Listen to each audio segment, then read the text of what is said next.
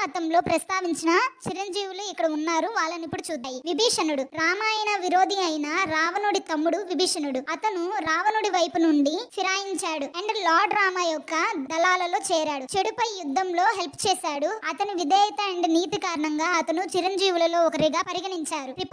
కృపాచార్య మహాభారతంలో పాండవులు అండ్ కౌరవులకు గురువుగా పనిచేసిన గౌరవనీయమైన ఋషి అండ్ యోధుడు. అతని అపారమైన జ్ఞానం, నైపుణ్యాలు అండ్ నైతిక ప్రవర్తన అతనికి అమరత్వాన్ని అందించాయి.